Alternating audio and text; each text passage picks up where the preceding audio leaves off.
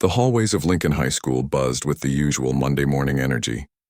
Students rushed to lockers, laughed with friends, and tried to shake off weekend laziness before first period.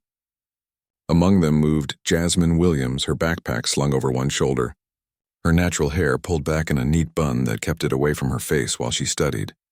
Jasmine wasn't the kind of student who stood out in Lincoln's crowded hallways. She wasn't a cheerleader or student body president. She didn't throw parties that everyone talked about on Monday mornings. Instead, she moved quietly through her days, earning top grades and keeping to her small circle of friends. The teachers knew her as reliable and thoughtful. Her classmates, those who noticed her at all, just saw a girl who seemed comfortable in her own skin, but didn't seek the spotlight.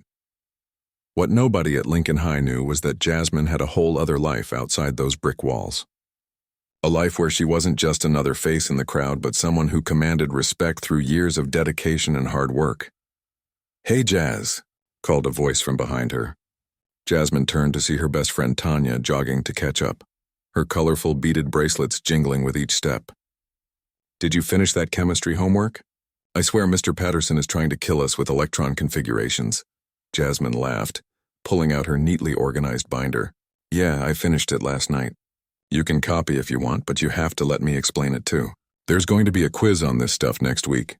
"You're literally the best," Tanya said, taking the homework and carefully copying the answers while they leaned against the lockers.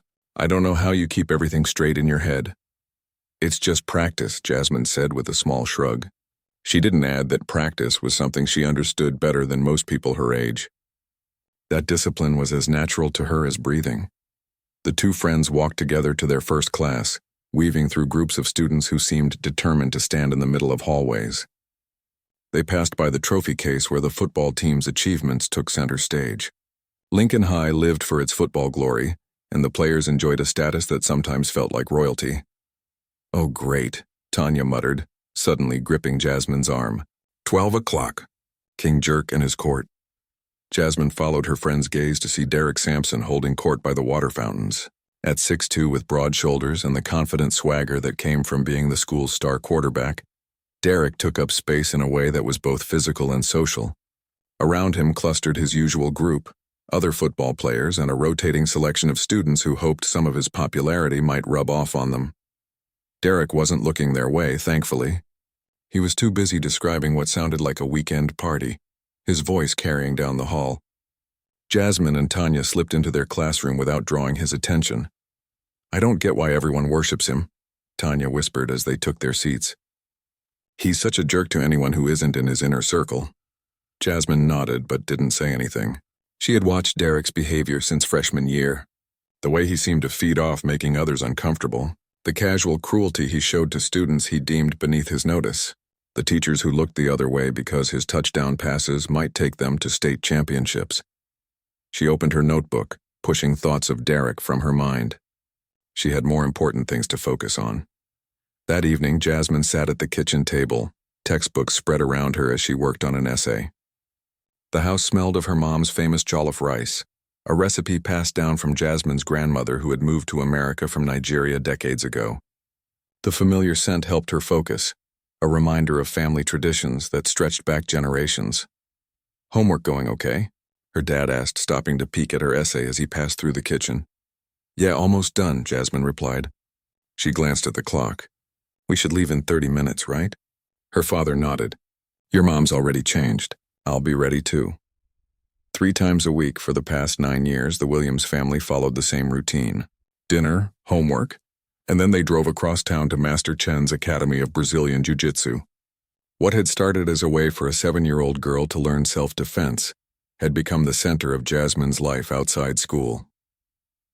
30 minutes later, Jasmine walked into the familiar training space. The mats had just been cleaned, and the faint smell of disinfectant mixed with sweat hung in the air. Students of all ages were warming up, some as young as 5, others well into their 50s. Jasmine quickly changed into her gi, the traditional training uniform, and tied her brown belt around her waist with practiced movements. The brown belt had been a moment of immense pride when she earned it last summer. Master Chen didn't give out rank easily.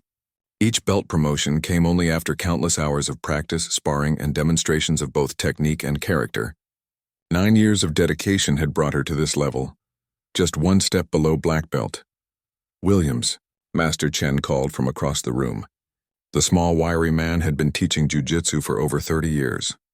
Despite being in his 60s, he moved with the flexibility and precision of someone half his age. "You're working with the new students today?" Jasmine bowed slightly, acknowledging the instruction. Teaching newcomers was both an honor and a responsibility. Master Chen trusted her to represent the principles of the art: discipline, respect, control, and humility. For the next hour, Jasmine guided 4 new students through basic movements. 2 adults and 2 teenagers who watched her with a mixture of confusion and determination as their bodies learned unfamiliar patterns. "The most important thing to remember," she explained as she demonstrated a simple wrist escape, "is that jiu-jitsu isn't about being stronger or bigger. It's about leverage, technique, and staying calm under pressure." One of the teenagers, a boy about 14 with nervous eyes, looked skeptical. "But what if someone's way bigger than you? Like football player big?" Jasmine smiled, remembering her own doubts when she first started.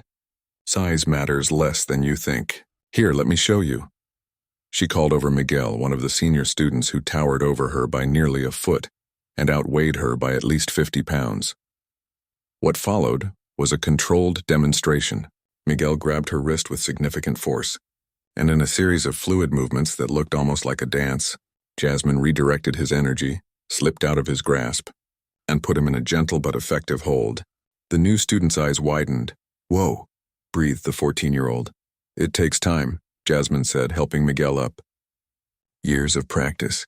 But your body eventually learns these movements so deeply that they become instinct. When someone grabs you, you don't freeze or panic. You respond." After class, Jasmine's parents waited in the car while she helped clean the mats, another responsibility she took seriously. Master Chen approached as she was finishing up. "Your technique is getting sharper," he noted. "But I noticed you holding back during sparring today." Jasmine nodded, accepting the observation. "I was working with Lee, and she's still recovering from her knee injury." "I didn't want to push too hard." Master Chen studied her face. "Consideration for your training partner is important. But remember what we've discussed about real situations. In the real world, people who mean harm won't hold back. You need to be prepared to use your skills decisively if necessary." "I know," Jasmine said quietly. "It's just, at school no one even knows I train. I'm just the quiet girl who gets good grades." "And that's your choice to make," Master Chen replied. "There's wisdom in humility, but remember why your parents brought you here in the first place."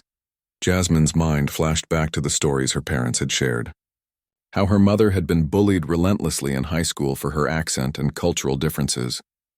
How her father had once been jumped by 3 boys who thought he didn't belong in their neighborhood. They had enrolled Jasmine in jiu-jitsu not just to teach her self-defense, but to give her the confidence that came from knowing she could protect herself if needed. "I remember," she assured him. Later that night, showered and exhausted in the best possible way, Jasmine sat on her bed and opened her journal. For years, she had kept a training journal, documenting techniques she was working on and insights from practice. Tonight, she wrote about balance, not just physical balance on the mat, but the balance between her different worlds. At school, she was Jasmine the student. At the academy, she was Jasmine the jiu-jitsu practitioner. Neither world fully knew the other, and sometimes that felt like living a double life. But maybe that was okay for now. Maybe the quiet strength she was building would serve her well, whether anyone else recognized it or not. She closed her journal and set her alarm for the next morning. Another day of classes awaited. Another day of navigating high school hallways where people like Derek Sampson threw their weight around without consequences. Another day of being underestimated. Little did she know how soon those worlds would collide. The morning sun cast long shadows across Lincoln High's football field as Derek Sampson ran drills with a few of his teammates. School wouldn't start for another hour, but Coach Wilson had insisted on extra practice after their narrow win last Friday. Derek wasn't happy about the early wake-up call, but he knew his position as star quarterback came with certain expectations. "Pick up the pace, Sampson," Coach Wilson bellowed from the sidelines. "You're moving like my grandmother after Thanksgiving dinner." Derek gritted his teeth and pushed harder, his cleats digging into the damp grass as he sprinted the length of the field. By the time Coach finally blew the whistle to end practice, Derek's jersey clung to his back with sweat, and his mood had soured considerably. In the locker room, he slammed his helmet into his locker. Wilson's lost his mind. We won that game, didn't we?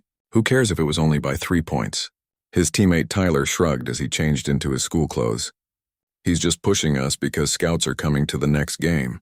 Heard there might be someone from state checking you out specifically. That improved Derek's mood slightly. A scholarship to state would be his ticket out of this town. His grades weren't anything special. He maintained the minimum C average required to stay on the team, but his throwing arm could be his future. As long as the team kept winning and he kept shining as their star player. Whatever, Derek said, pulling on a fresh shirt. Wilson better lay off if he wants me at my best Friday night. By the time first period started, Derek had settled into his usual confident stride. The hallways of Lincoln High were his kingdom, and everyone knew it. Freshmen pressed themselves against lockers as he passed. Teachers gave him deadline extensions without much fuss, and even the principal seemed to look the other way when complaints about his behavior surfaced. "Yo, Derek, that party at your place this weekend still happening?" Called out a sophomore whose name Derek couldn't quite remember. "Depends," Derek replied with a smirk. "You bringing those cheerleaders you mentioned?" The younger boy nodded eagerly, clearly thrilled to be acknowledged publicly. Derek continued walking, not really caring about the answer. The kid would be lucky to get an invitation anyway. Derek's parties were legendary but exclusive. Just another perk of being at the top of Lincoln High's social pyramid. In history class, Derek slumped in his seat at the back of the room, barely listening as Mrs. Rodriguez lectured about the Civil War. His attention drifted to Jasmine Williams, who sat near the front, her hand occasionally rising to answer questions. Something about her irritated him. Maybe it was how she never seemed intimidated by anyone, or how teachers practically fell over themselves praising her work. When the bell rang, Derek deliberately bumped her desk as he passed, knocking her carefully organized notes to the floor. "Oops," he said, not bothering to help pick them up. A few students laughed nervously, but most just hurried out, pretending not to notice. To his annoyance, Jasmine didn't react much. She simply gathered her papers with calm efficiency, her expression neutral. No anger, no fear. Not even the nervous smile most students offered him, desperate to stay on his good side. It was like she didn't care who he was, and in Lincoln High everyone cared who Derek Sampson was. "What's your problem with her anyway?" Tyler asked as they walked to their next class. Derek shrugged. "No problem. Just keeping people in their place." But even as he said it, Derek knew there was more to it. People like Jasmine, people who worked hard and earned respect through actual achievement. They reminded him of his own shortcuts and privileges. And he didn't like being reminded. Lunchtime found Derek holding court at his usual table in the cafeteria center. The table had been unofficially reserved for football players and their friends since before Derek even started at Lincoln, a tradition he was happy to continue. From this vantage point, he could survey the entire social landscape of the school. Who was talking to whom? Which couples were fighting? Who was climbing or falling in the complex hierarchy of high school? "So there's this freshman in my gym class," Derek was saying between bites of cafeteria pizza. "Thinks he's tough because he does some martial arts thing. Kept showing off during warm-ups yesterday." His audience leaned in, already anticipating where this story was headed. Derek had a reputation for teaching lessons to students who didn't understand the social order. After class, I explained how things work around here. Derek continued, a slow smile spreading across his face. Told him his little karate moves wouldn't help much if he got on my bad side. What Derek didn't mention was how good it had felt to see the fear flash across the younger boy's face. How the power rush was becoming addictive. How sometimes late at night he wondered if this was all he would ever be. Someone whose only real talent was making others feel small. "You should have seen him apologizing." Derek laughed, pushing those uncomfortable thoughts away, practically begging me not to mess with him. His friends laughed on cue, but Derek caught Tyler glancing away, a slight frown creasing his forehead. Derek made a mental note of it. He couldn't afford to have his closest teammates getting soft on him. After lunch, Derek stopped by his locker to grab his calculus textbook. He was failing the class, but Coach Wilson had spoken with Mr. Phillips. And suddenly Derek had been offered extra credit opportunities unavailable to other struggling students. That's when he spotted the freshman from his story, Alex Chen, a skinny kid with glasses who indeed took some kind of karate classes according to the rumors. The boy immediately tried to turn around, but Derek called out, "Hey, karate kid, where are you rushing off to?" Alex froze, clearly weighing his options. The hallway wasn't crowded, but there were enough witnesses that Derek wouldn't do anything too extreme. Probably. Just going to class, Alex mumbled, his eyes fixed on the floor. Derek sauntered over, enjoying how the younger boy seemed to shrink with each step he took. Got my math homework done? Since you're so smart and all. He held out his hand expectantly. I'm not in calculus, Alex stammered. I'm only in algebra. Derek's smile vanished. Are you saying you can't help me? That's not very friendly. He stepped closer, using his height advantage to full effect. What happened next caught Derek completely off guard. Alex was saved by the last person Derek expected to interfere, Ms. Winters, the new vice principal who hadn't yet learned how things worked at Lincoln High. Is there a problem here, gentlemen? She asked, her voice carrying the particular sharpness of an administrator who actually cared about school rules. No problem, Ms. Winters, Derek said, instantly switching to his charming student-athlete persona. Just catching up with my friend here. Ms. Winters looked between them, clearly not buying it but lacking concrete evidence of wrongdoing. Well, catch up on your own time. The bell's about to ring. As she walked away, Derek gave Alex a look that clearly communicated their conversation wasn't over. Then he headed to calculus, his good mood evaporated. The rest of the school day passed with Derek growing increasingly frustrated. A pop quiz in English that he definitely failed. Coach Wilson sending him a text about watching film after school instead of going home. And now Ms. Winters seemed to be keeping an eye on him between classes, appearing in hallways where he happened to be. By the time the final bell rang, Derek was looking for an outlet for his building irritation. He found it in the form of a sophomore struggling with an overstuffed backpack near the science labs. Hey, Brain Trust, Derek called out, recognizing the kid as someone from the robotics team. What's with the bag? Planning to move in? The boy, Derek thought his name might be Daniel or David, clutched his backpack tighter. It's just my project materials. Let me help you with that, Derek said, reaching for the bag with a smile that didn't reach his eyes. A small crowd had gathered, sensing entertainment. This was the Derek they expected, the one who reminded everyone regularly of the natural order at Lincoln High. The robotics kid didn't stand a chance and everyone knew it.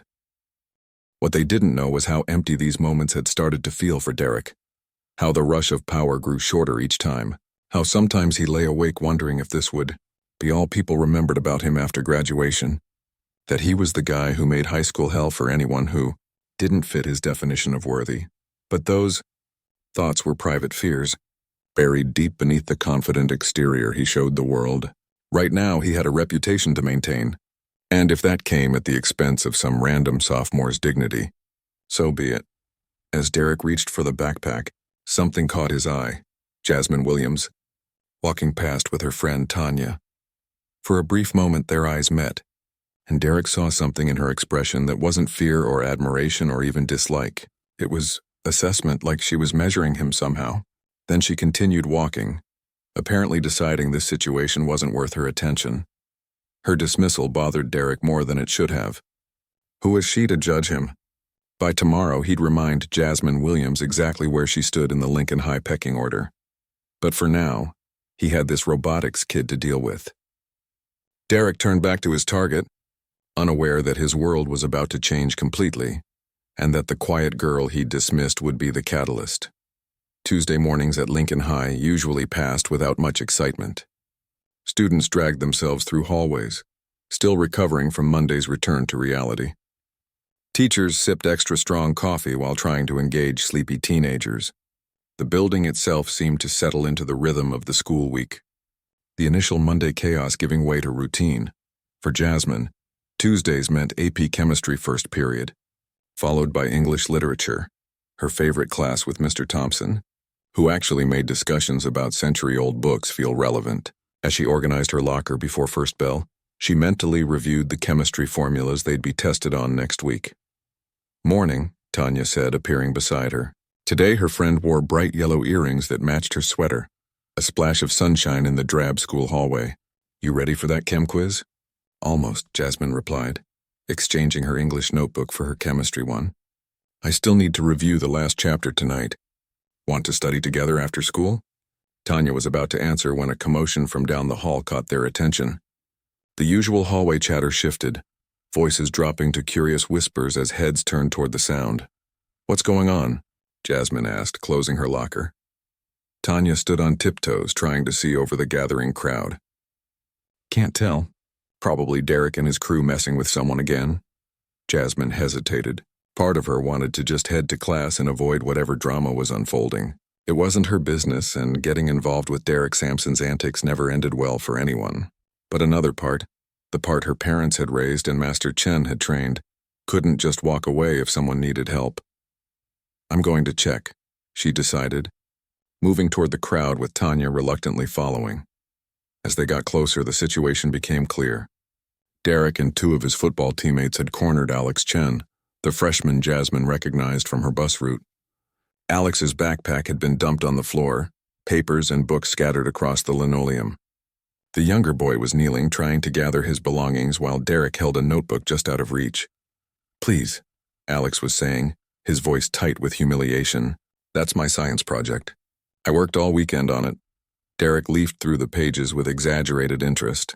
"All weekend, huh? Must be pretty important then." He turned to his friends. "What do you think, guys? Should we see if it can fly?"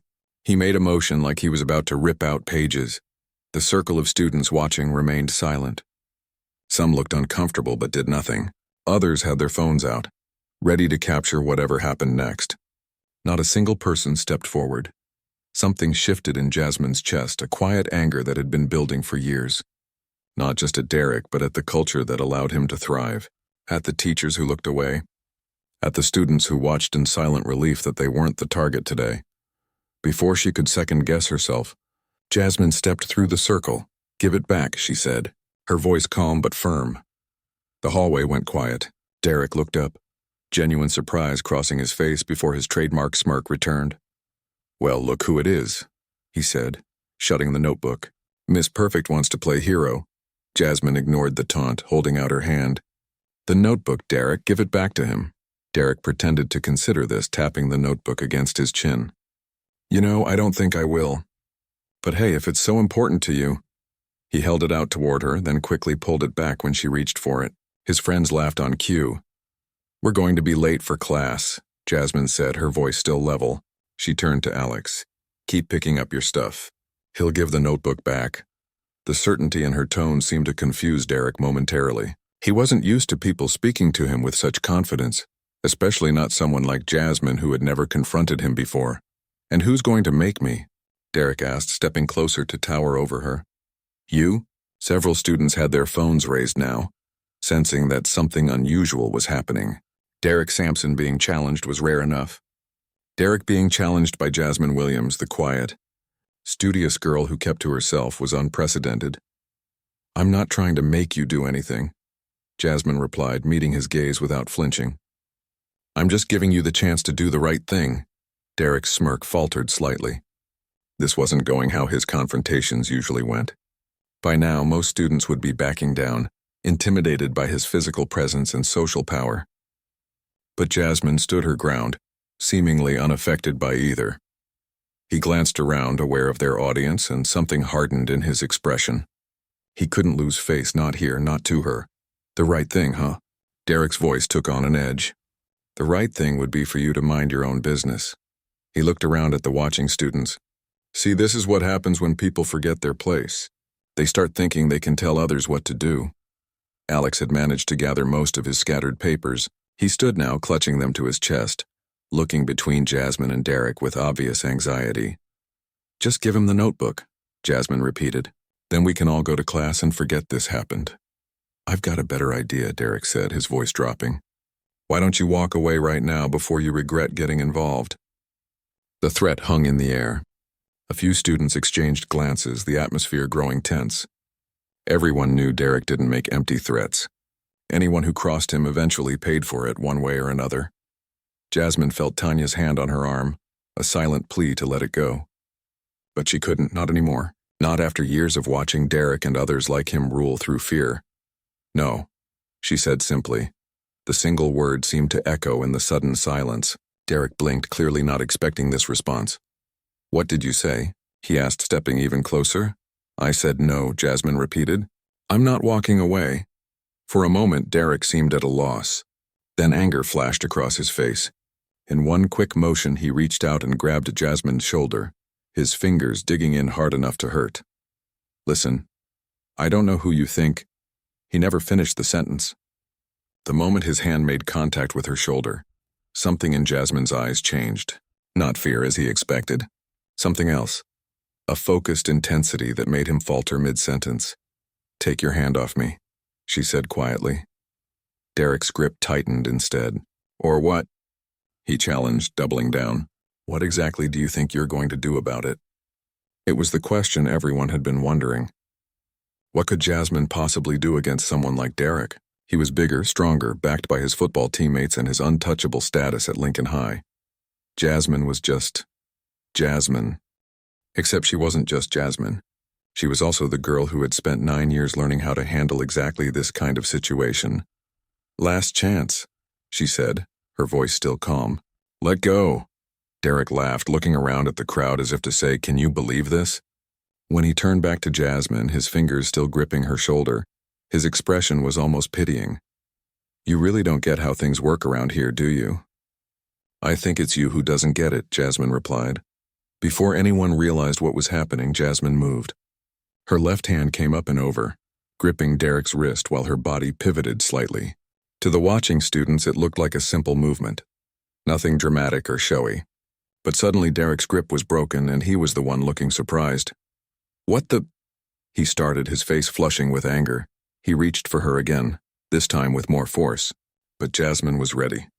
Years of training took over, her body responding instinctively to the threat. She sidestepped his grab while maintaining control of his wrist, using his own momentum and a subtle shift of balance to redirect his energy. To everyone watching, it happened so fast it was almost hard to follow. One moment Derek was reaching for Jasmine with confidence, and the next he was off balance, his arm extended in a way that gave her complete control. Derek's eyes widened in shock as he realized he couldn't pull away. The small movement Jasmine made with her grip sent a sharp pain up his arm. Not enough to cause injury, but enough to make it clear that she could if she chose to. What are you doing? He demanded, his voice rising with a mix of confusion and the beginnings of fear. Let go! I will, Jasmine said evenly. As soon as you hand back Alex's notebook. With your other hand, she added, nodding toward the notebook he still clutched. The hallway had gone completely silent. Even Derek's friends stood frozen, not sure how to react to this unexpected turn of events. No one had ever seen Derek in this position before, controlled by someone else, especially not by someone like Jasmine. For a tense moment, it seemed like Derek might try to fight back. His free hand clenched and anger flashed across his face, but another small adjustment of Jasmine's grip made him wince and reality seemed to sink in. He couldn't break free without her letting him. Slowly, with obvious reluctance, Derek extended the notebook toward Alex. Take it, he muttered. Alex hesitated, then quickly grabbed the notebook and stepped back, clutching it to his chest with his other papers. Thank you, Jasmine said as if Derek had made the choice willingly. Then, true to her word, she released his wrist and stepped back. Derek rubbed his wrist, looking at Jasmine with new eyes. Confusion, anger, and something else. Something that looked almost like fear. Before he could say anything, the first bell rang, signaling 2 minutes until classes began. Students began to disperse, many looking back over their shoulders at the scene they'd just witnessed. The moment was over, but everyone knew that something fundamental had changed at Lincoln High. As Tanya pulled her toward chemistry class, Jasmine caught a glimpse of Derek still standing in the hallway, staring after her with an expression that promised this wasn't over. She knew he was right about that.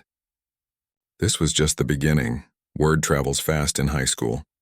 By lunchtime, everyone at Lincoln High had heard some version of what happened in the hallway that morning. The stories grew more dramatic with each retelling. Some claimed Jasmine had flipped Derek over her shoulder. Others swore she'd threatened him with martial arts moves straight out of an action movie.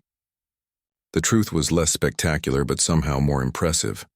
A girl half Derek's size had calmly neutralized him without breaking a sweat. Jasmine sat with Tanya in their usual corner of the cafeteria, trying to ignore the stares and whispers. She picked at her lunch, appetite gone as she replayed the morning's events in her head. 9 years of training, and she'd never once used her skills outside the academy. Master Chen's voice echoed in her mind. The best fight is the one you never have to fight. You okay? Tanya asked, nudging her friend's arm. You've been super quiet, Jasmine nodded. Just thinking. About the fact that you're basically a school legend now? Or about the fact that Derek Sampson is probably plotting his revenge as we speak? Both, I guess. Jasmine glanced across the cafeteria to where Derek usually held court. His table was conspicuously empty. Where is he anyway? Tanya lowered her voice. Heard he went home sick after second period. Probably couldn't handle the hit to his ego. Jasmine frowned. She hadn't wanted to humiliate Derek, just stop him from bullying Alex. But she knew enough about guys like Derek to understand that public embarrassment was the one thing they couldn't tolerate. In his mind, she hadn't just stood up to him. She'd challenged his entire identity. Maybe it'll blow over, she said, not believing it for a second. Tanya raised an eyebrow. Girl, you know better than that. Derek's not the type to just let things go. Then I'll handle whatever comes next, Jasmine said with a quiet certainty that made Tanya study her friend with new eyes. How long have you been able to do whatever that was this morning? Jasmine hesitated. She'd kept her training separate from school for so long, it felt strange to suddenly have these worlds collide. Since I was 7. My parents enrolled me after...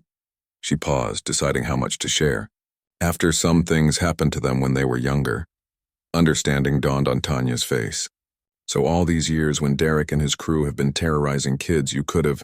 It's not about that, Jasmine interrupted. What I learn isn't for showing off or picking fights. It's for protection. A last resort, not a first response. Before Tanya could reply, Alex Chen appeared beside their table, clutching his lunch tray with nervous energy. Can I sit with you guys? He asked, his eyes darting around as if expecting Derek to materialize at any moment. Jasmine nodded, sliding over to make room. Alex sat down, placing his tray carefully on the table. I wanted to say thank you, he said, his voice quiet but sincere. No one's ever stood up for me like that before. You don't need to thank me, Jasmine replied. Derek had no right to mess with your stuff. Alex stared at his sandwich for a moment before looking up. How did you do that? What he did looked so intense, but you weren't even scared. I was, Jasmine admitted, but being scared and letting fear control you are different things. They chatted through lunch, Jasmine deflecting questions about her training while Tanya kept the conversation light. By the time the bell rang, Alex seemed more relaxed, even laughing at Tanya's jokes about their history teacher's bizarre obsession with Napoleon. As they were leaving the cafeteria, Jasmine's phone buzzed with a text from her mom. Master Chen asked if you're coming to the special training tonight. Should I tell him yes? Jasmine typed back quickly. Definitely yes. Something told her she might need the centering influence of training more than ever. The afternoon passed without incident. Derek didn't return to classes and an unusual calm settled over Lincoln High. But Jasmine couldn't shake the feeling that this was merely the eye of the storm. She was right. The next morning, Jasmine arrived at school early to finish a biology lab report. The hallways were mostly empty, with only a few teachers and early bird students scattered throughout the building. She was so focused on reaching the library that she didn't notice the footsteps behind her, until a hand grabbed her backpack. Spinning her around, Derek Sampson stood there, flanked by Tyler and 2 other football players. His face was tight with barely controlled anger, his usual smirk replaced by something harder. We need to talk, he said, his voice low. Jasmine took a step back, creating distance while quickly assessing the situation. 4 against 1, in an empty hallway with no witnesses. Not ideal. I have nothing to say to you, Derek, she replied, keeping her voice steady. Yesterday is over. Let's move on. Derek laughed, but there was no humor in it. Move on? After you made me look like an idiot in front of everyone? He stepped closer. Nobody does that to me, nobody. Jasmine noticed Tyler shifting uncomfortably, not meeting her eyes. The other 2 boys, however, mirrored Derek's aggressive stance. I didn't want to embarrass you, Jasmine said truthfully. I just wanted you to leave Alex alone. Always the hero, Derek sneered. Well, guess what? There's no audience now. No phones filming. Just us. Jasmine's mind raced through her options. She could try to de-escalate. Master Chen always taught that words were preferable to action. But Derek's body language told her he wasn't here for conversation. She could call for help, but the nearest teacher was likely in a classroom with the door closed. Or she could stand her ground. "I don't want trouble," she said carefully, "but I'm not going to let you intimidate me either." Something dangerous flashed in Derek's eyes. "It's not intimidation if I can back it up." He nodded to the boys flanking him. "Hold my backpack." One of them took Derek's bag as he stepped forward, invading Jasmine's space. She stood her ground, remembering everything Master Chen had taught her about staying centered under pressure. "Yesterday was a fluke," Derek said. "You caught me off guard. That won't happen again." "It wasn't a fluke," Jasmine replied evenly, "and this doesn't have to happen at all. We can both just walk away." Derek's face hardened. "I'm not walking anywhere until you understand how things work around here." Without warning, he reached for her shoulder again, harder this time, with clear intent to dominate. The moment his hand made contact, Jasmine reacted. In one smooth motion, she controlled his wrist while simultaneously stepping to the side, a basic technique she'd practiced thousands of times. But Derek, expecting yesterday's move, used his free hand to grab her other arm. What happened next occurred so quickly that Tyler would later struggle to describe it accurately. Jasmine shifted her weight, used Derek's forward momentum against him, and executed a textbook wrist lock that immediately put him off balance. As he instinctively resisted, the pressure increased, sending a sharp pain up his arm. Derek gasped, suddenly finding himself on his knees, arm extended at an angle that gave him no leverage. The transition from standing to kneeling had taken less than 5 seconds. "What the?" One of the other football players started, taking a step forward. "Don't," Jasmine warned, her focus never leaving Derek. The boy froze, clearly uncertain how to handle this unexpected situation. "Let go," Derek demanded, his voice strained. When he tried to pull away, the pain intensified and he let out a sound between a gasp and a groan. "Are you done?" Jasmine asked quietly. "Because I don't want to hurt you, Derek. I never did." The hallway fell silent except for Derek's ragged breathing. His face flushed with humiliation as he realized his position. On his knees in front of the girl he'd come to intimidate, his friends watching in shocked silence. "Please," he finally said, the words seemingly torn from him. "You're hurting me." "I'll let go if you promise this ends here," Jasmine replied. "No more bullying. No payback. No escalation." Derek hesitated, pride battling with the reality of his situation. "Fine," he muttered. "I promise." "Look at me and say it," Jasmine insisted. Derek raised his eyes to hers, and for the first time Jasmine saw something beneath the anger and embarrassment. A flicker of respect. "However reluctant, I promise," he repeated. More clearly this time, true to her word. Jasmine immediately released him and stepped back. Derek got to his feet, rubbing his wrist, his expression a complex mix of emotions. For a tense moment, everyone stood frozen. Then Tyler broke the silence. "We should get to class," he said, picking up Derek's backpack from the floor. "Bell's gonna ring soon." Derek looked at his friend, then back at Jasmine. Something passed between them. An unspoken acknowledgement that a line had been crossed and things would never go back to how they were. Without another word, Derek turned and walked away, his friends falling in behind him. Only Tyler lingered for a moment. "He'll keep his word," he said quietly. "He might not like it, but he will." Jasmine nodded, her heart still racing despite her calm exterior. As Tyler hurried to catch up with the others, Jasmine leaned against the wall, taking deep breaths to center herself. The confrontation had lasted less than a minute. 5 seconds of action that would change the dynamic at Lincoln High forever.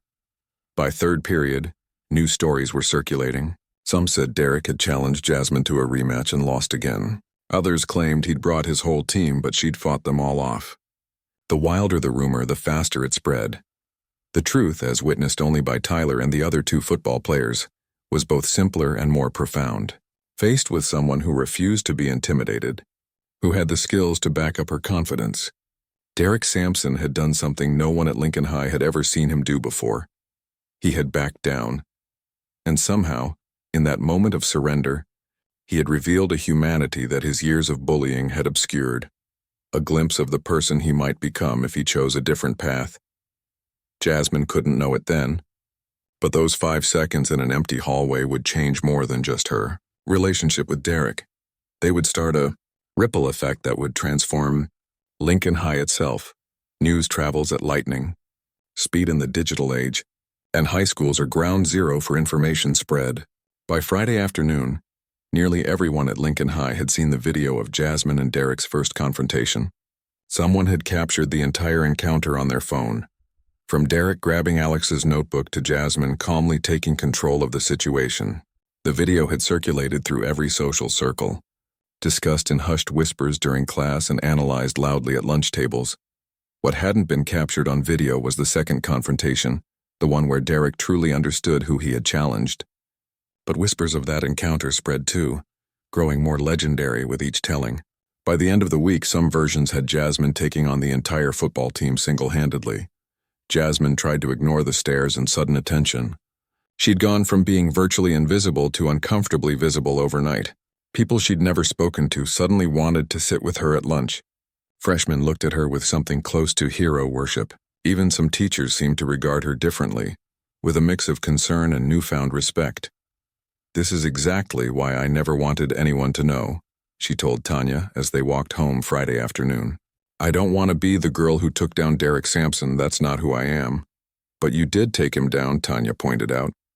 "Twice, and honestly, after years of him terrorizing everyone, don't you think that's something worth celebrating?" Jasmine shook her head. "That's not why I train. It's never been about power over others." "Then what is it about?"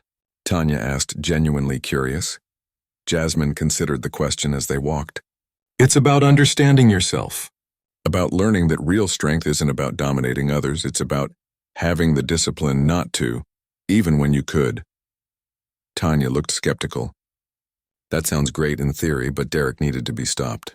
Sometimes you have to stand up to bullies." "I'm not saying we shouldn't stand up to bullies," Jasmine clarified. "I'm saying the goal shouldn't be to become another kind of bully." The conversation stayed with Jasmine through the weekend. On Saturday morning, as she helped her dad wash the family car, she finally told her parents about everything that had happened at school. Her mother listened intently, concern etched across her face. "Are you okay? Did the principal call us?" "I'm fine, Mom," Jasmine assured her. "And no, the principal doesn't know about the second incident. Only the first one made it to the office, and even then it was just written up as a minor altercation." Her father leaned against the car, soapy sponge forgotten in his hand.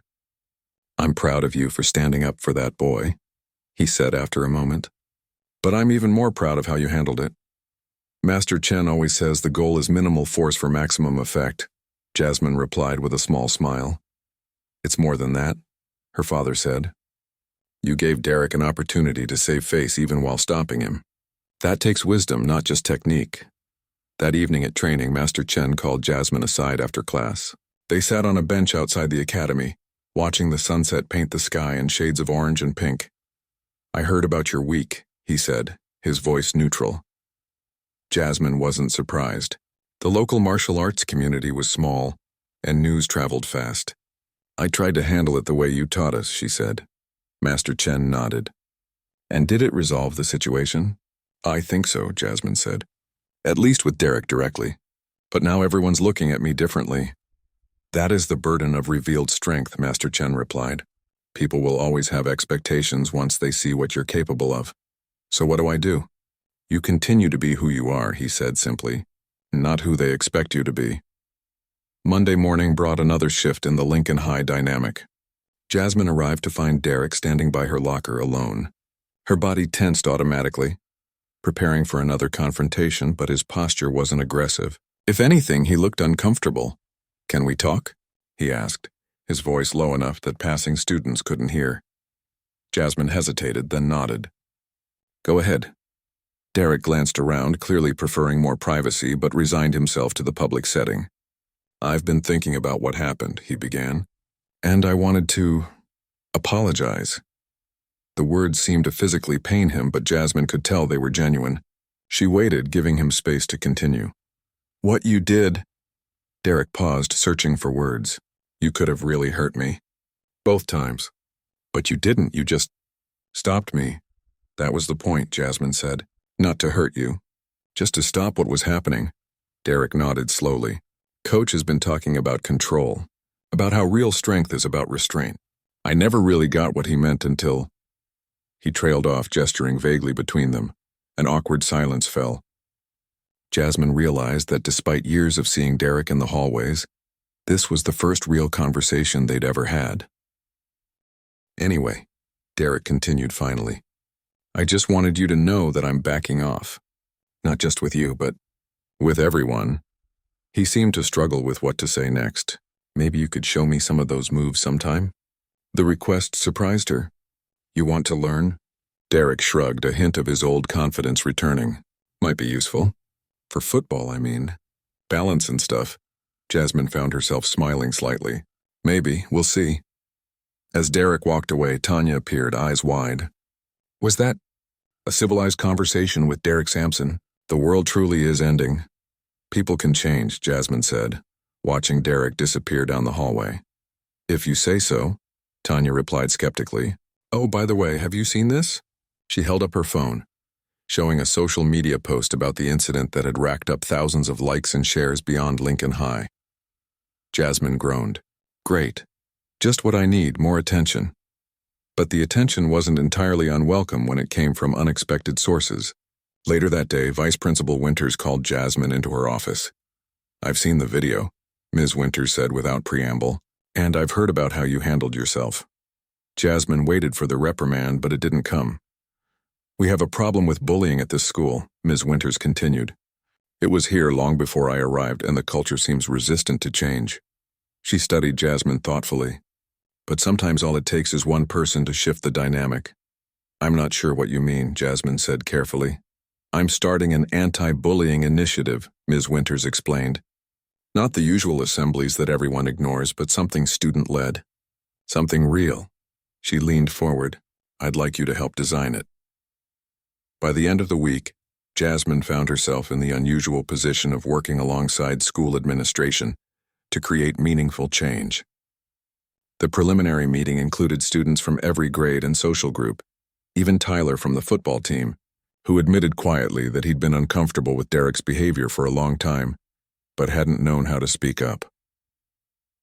"I think we need to address why people bully in the first place," Jasmine suggested during their brainstorming session. "It's usually about power and insecurity." "And consequences," added Alex, who had also joined the committee. "There have to be real consequences, not just for physical bullying, but for all of it."